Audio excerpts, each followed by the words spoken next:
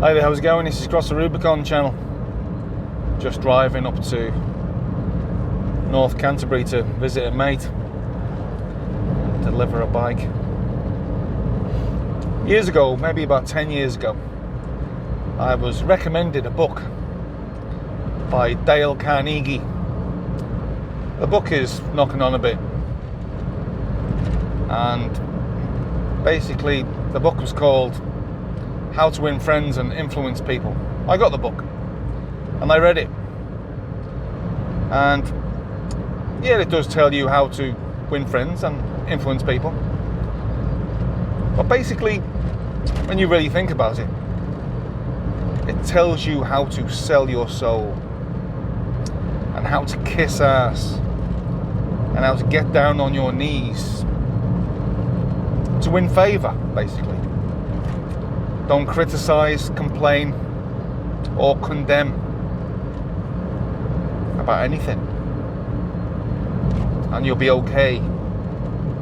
Just basically be a sheep.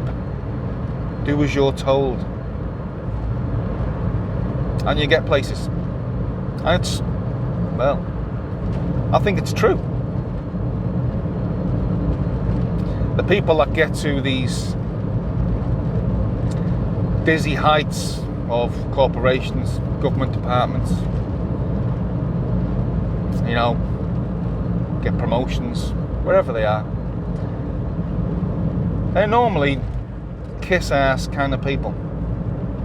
They suck up, they keep secrets, they tell tales, they spy on their co-workers and pass information back to their managers to win kudos.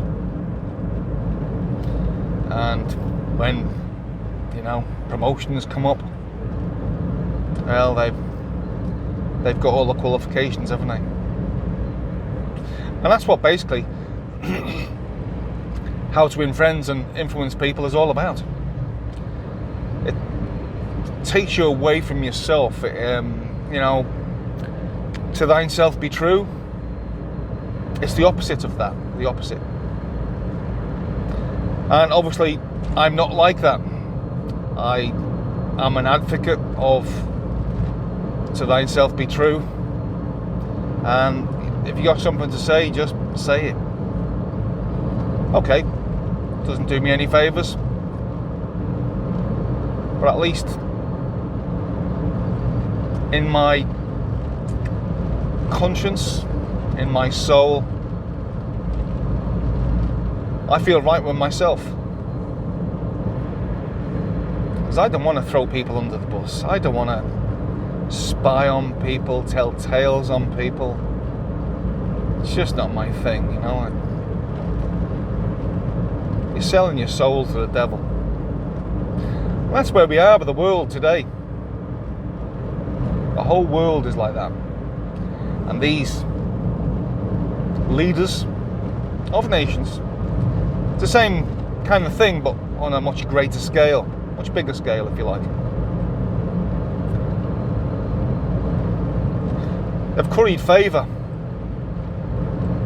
Some people have been groomed. I would say Jacinda Ardern was groomed from a young age to be the Prime Minister of New Zealand by the WEF, who may have had spotters, people of influence, pointing her out, say she is going to be the future Prime Minister of New Zealand, and they passed that information back to, I don't know, Klaus Schwab, and same with Justin Trudeau and Angela Merkel, many others.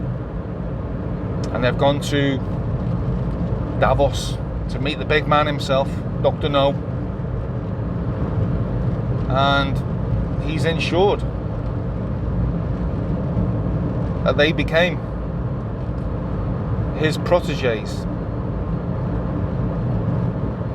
and they wouldn't have criticised, condemned, or complained about anything. They will just follow orders, do as they're told, like good little sycophants, and they become all powerful. And because they are, well, groomed that way and they think that way, that ideology, if you like, they can't or won't accept anybody that thinks, well, like me and like you. And they will come after you and destroy you because, well, now they have the power.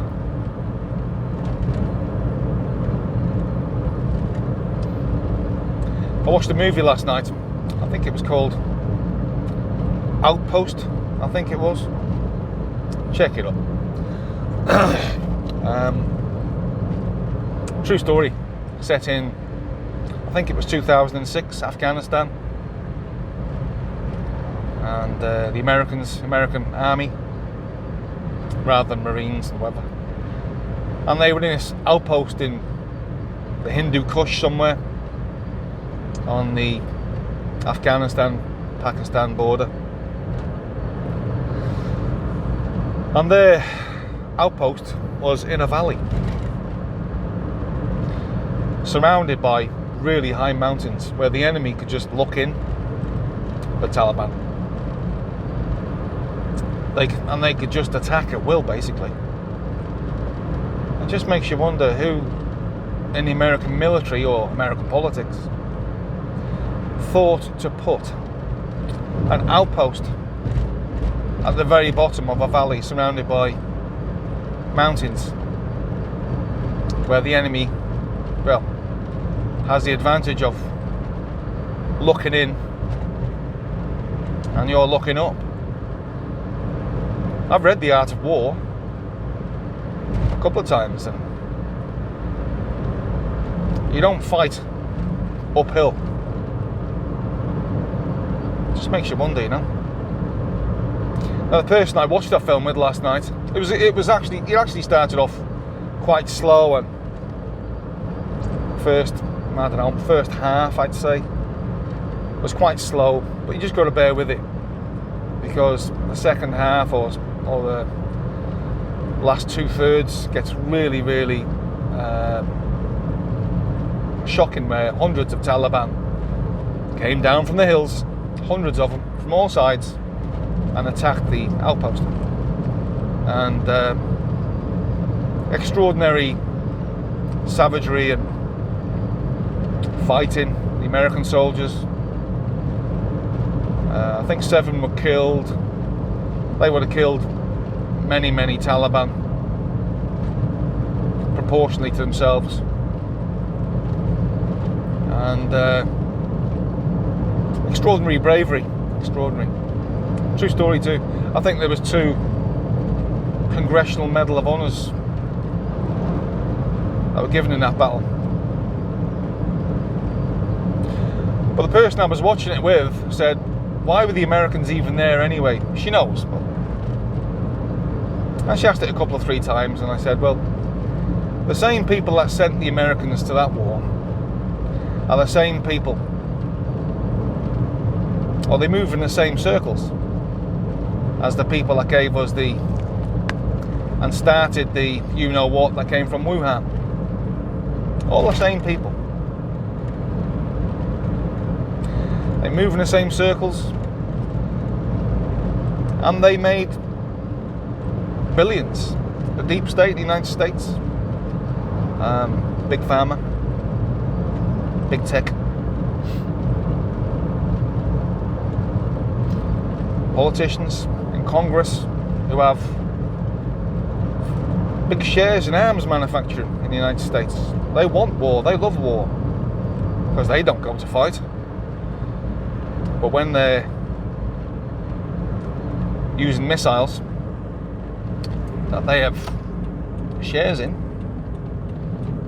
missiles, bullets, all kinds of weaponry, they make fortunes.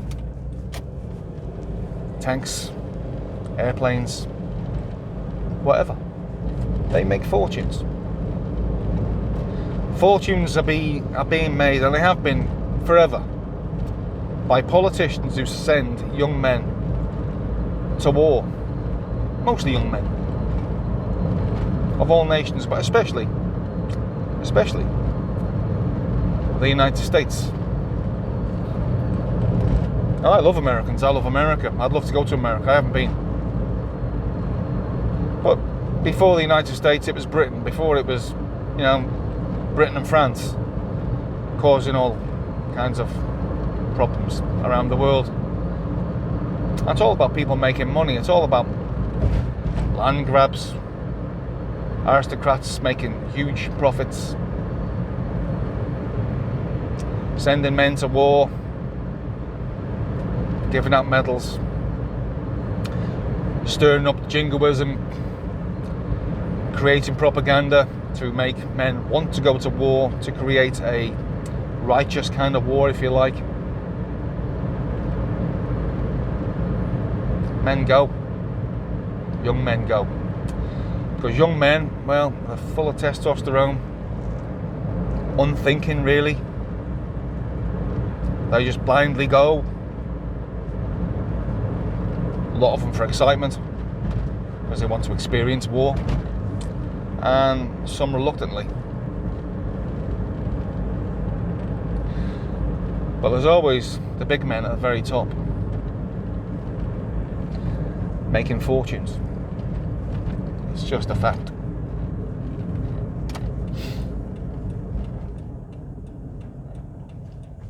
And it's still happening today. It's always happened. It's still happening. And it will probably never stop happening. And what war are we in right now? Apart from the Ukraine-Russia war that's going on, an even bigger war is the WEF, the United Nations, World Health Organization. Our so-called elected leaders have declared war on us. The people who allegedly brought them into power. They've declared war on us. And they want to control every aspect of our lives. Just look at where we are now. Cost of fuel, cost of bills, cost of energy, cost of food, cost of everything, all going up. Again, who's making money out of it? The big men at the very top. And who's paying the price? Us. The people at the very bottom. The big men at the very top, they own the media,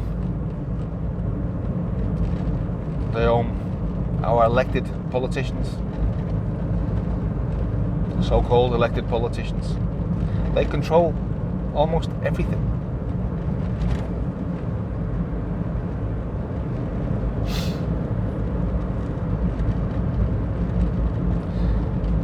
And our lives are getting much more difficult every day, week in, week out. Some politician in Canada, I think she's number 2 to Justin Trudeau, I forget her name. Apparently she said it's a good thing that fuel prices and food prices are going up. A good thing. It's a great thing. Bragging about it. So people feel guilty about putting fuel in their cars and destroying the planet. That comes from an elected, so-called elected politician, second only to Justin Trudeau in Canada. And this is how they all think, because it doesn't really affect them. Because when she puts fuel in her car, the taxpayer pays for it. And I have no doubt these people are completely corrupted. Who knows? She might become the Prime Minister of Canada after Trudeau. Trudeau. Now there's a man I loathe, and I mean I'm using that word because I don't want to say hate. I loathe him. I find him repugnant. I find him unconscionably stupid, and he makes me sick to watch. Same as Jacinda. I can honestly say when I see Jacinda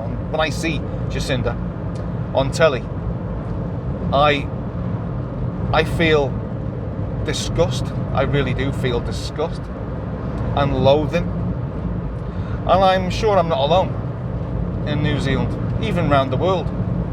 She really does make me sick. Because I know she's lying through her teeth. And I know the media in New Zealand are covering for her. Absolutely covering for her 100% in New Zealand. So that brings into question journalism in New Zealand. Every single anchor in New Zealand, every single journalist, they're bought and paid for. They are not reporting news. They are reporting what they are told to say. And pulling the wool over our eyes and telling lies, basically, to us all.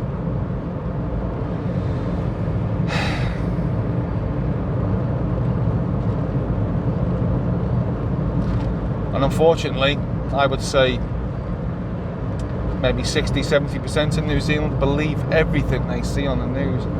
I know people who avidly watch the 6 o'clock news every night to get their news. I can honestly say I've not watched the news in New Zealand for about 2 years. I can't stand it. I just cannot watch it. And I get my news from social media, YouTube, GB News, Tucker Carlson, Mark Stein, nearly everything on GB News, Sky News Australia, James Dellingpole, Neil Oliver, Jordan Peterson, many more. I'm sure you can name a few more. But that's where I get my news. And Jacinda wants to shut it all down because she wants to be the, well, she said it, the sole source of truth.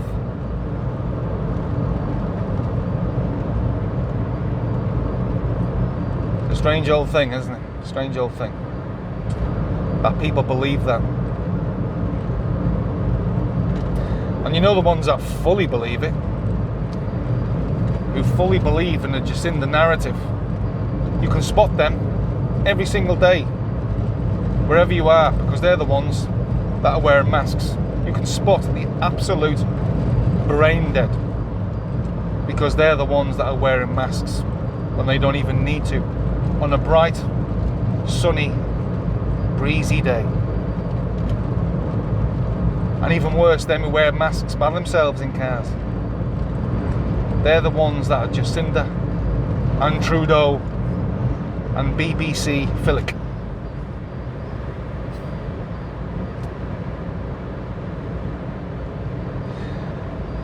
Anyway, I think I've said enough. I don't want to make this video too long. How? 18 minutes, blimey.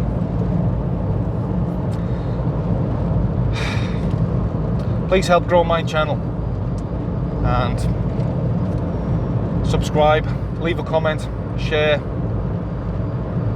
and yeah, share basically. If you want to help me out, I left my details below. This is Cross the Rubicon. See you later.